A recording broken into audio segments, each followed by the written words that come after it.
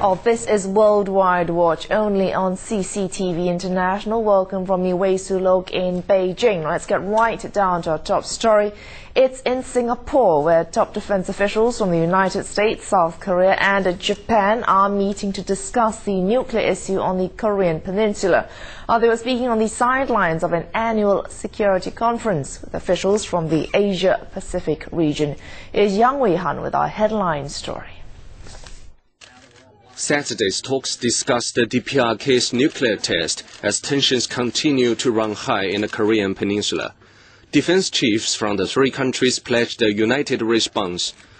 U.S. Defense Secretary Robert Gates said the U.S. will not accept the DPRK as a nuclear weapon state and warned against any form of proliferation. The transfer of nuclear weapons or material by North Korea to states or non-state entities would be considered a grave threat to the United States and our allies, and we would hold North Korea fully accountable for the consequences of such action. South Korean Defense Minister said the DPRK's tactic was to use the heightened tensions as a bargaining chip to secure concessions such as food and other aid. The DPRK may have mistakenly believed that it could be rewarded for its wrong behavior, but that's no longer the case. We must make the DPRK clearly recognize that it will not be rewarded for its wrong behavior. The trilateral meeting came as South Korean officials said on Saturday that U.S. spy satellites have spotted signs that the DPRK may be preparing to transport another long-range missile to a test launch site. In the next few days, regional military leaders and security experts will discuss security issues as well as defense cooperation. The DPRK's nuclear issue is at the top of the agenda. Yang Wei-han, CCTV.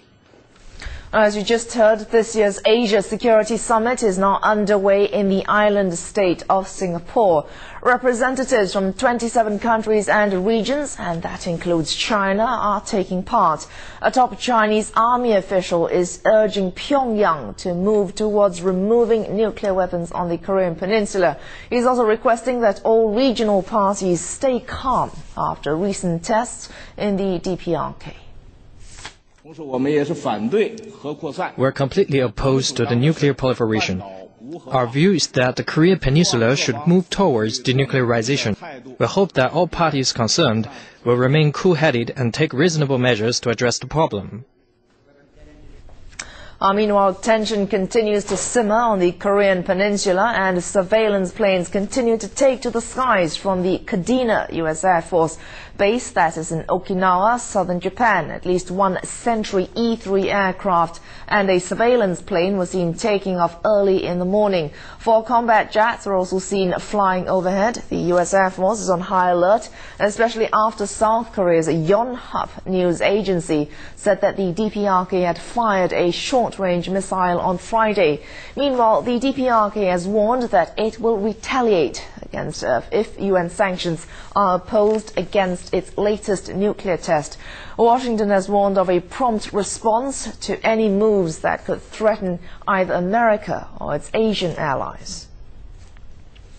Seoul is not standing by idle. South Korean Marine units have held military exercises on Yeonpyeong Island, that's off its west coast. On Saturday, the media was on hand to witness these drills. Meanwhile, passenger ferries from the peninsula to Yeonpyeong Island are operating as usual. Media reports the U.S. spy satellites have detected signs that the DPRK is preparing to transport a long-range missile from an armament factory near Pyongyang to a launch pad in the north. An anonymous South Korean Defense Ministry official confirmed that information on Saturday. South Korea is on alert because it believes Pyongyang may make provocative moves using conventional weapons.